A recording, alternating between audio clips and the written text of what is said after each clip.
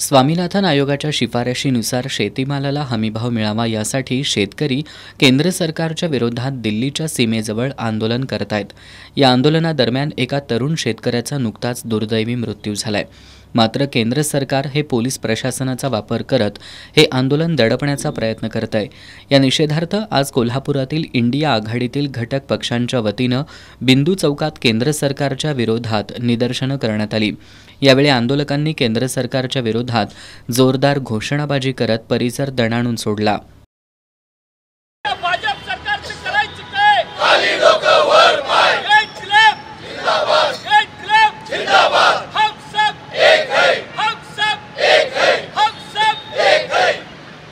स्वामीनाथन आयोग लागू झाला पाहिजे या एकाच मागणीसाठी दिल्लीमध्ये धरणं देऊन बसले।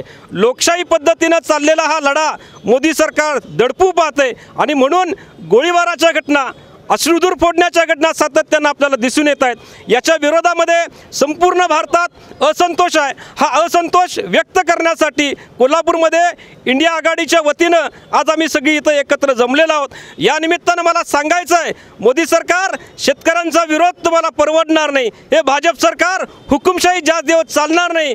येणाऱ्या लोकसभेच्या निवडणुकांमध्ये याची प्रचिती तुम्हाला आल्याशिवाय राहणार नाही। हा इशारा मी कोल्हापूरच्या बिंदू चौकातनं देतो। स्वतःच्या हक्कासाठी लढणाऱ्या शेतकऱ्यांच्यावर हुकुमशाहीप्रमाणे वागणाऱ्या या भाजप सरकारचा तीव्र निषेध करण्यासाठी आज इंडिया आघाडीच्या वतीने या बिंदू चौकामध्ये आम्ही निदर्शनं केली। या हुकुमशाह भाजप सरकारचा आम्ही या ठिकाणी जाहीर निषेध करतो। हे हुकुमशाह सरकार आपल्या विरुद्ध उठणाऱ्या प्रत्येक आवाज चिरडण्याचा प्रयत्न करत आहे। हे कदापिही खपून घेतलं जाणार नाही। या देशातील संविधान, या देशाची घटना, डॉक्टर बाबासाहेब आंबेडकरांनी लिहिलेली घटना ही जिवंत राहिली पाहिजे। देशाचं संविधान जिवंत राहिलं पाहिजे। यासाठी आम्ही इंडिया आघाडीच्या वतीनं सदैव यापुढेही आम्ही अशाच प्रकारे आंदोलन करत राहू।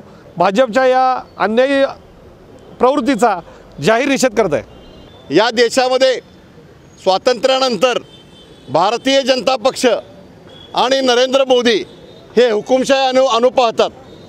शेतकरी हा या देशाचा प्रमुख भाग आहे आणि शेतकऱ्यांच्यावर अन्याय करत असताना त्यांच्या मागण्यासाठी लोकशाही मार्गाने जर दिल्लीत एकत्र येत असतील तर त्यांच्यावर अश्रुधुराच्या नळकांड्या फोडणं, गोळीबार करणं, हवेत गोळीबार करणं हा जो प्रकार आहे हा देशाला हुकुमशाहीकडे घेऊन जाणारा प्रकार आहे। आम्ही सर्व इंडिया आघाडीच्या वतीनं नरेंद्र मोदी आणि भारतीय जनता पक्षाचा या ठिकाणी निषेध व्यक्त करत आहोत। या आंदोलनात काँग्रेसचे शहराध्यक्ष सचिन चव्हाण, शिवसेना ठाकरे गटाचे शहर प्रमुख सुनील मोदी, राष्ट्रवादी शरद पवार गटाचे शहराध्यक्ष आर.के. पोवार, कॉम्रेड दिलीप पोवार, माजी उपमहापौर विक्रम जरग, प्राध्यापक उदय नारकर, उदय पोवार, भाई बाबूराव कदम यांच्यासह काँग्रेस, राष्ट्रवादी काँग्रेस, शरद पवार गट, शिवसेना ठाकरे गट, आर.पी.आय, आम आदमी पार्टी, शेकाप, भाकप, माकप यांच्यासह इंडिया आघाडीतील घटक पक्षांचे कार्यकर्ते मोठ्या संख्येने सहभागी झाले होते।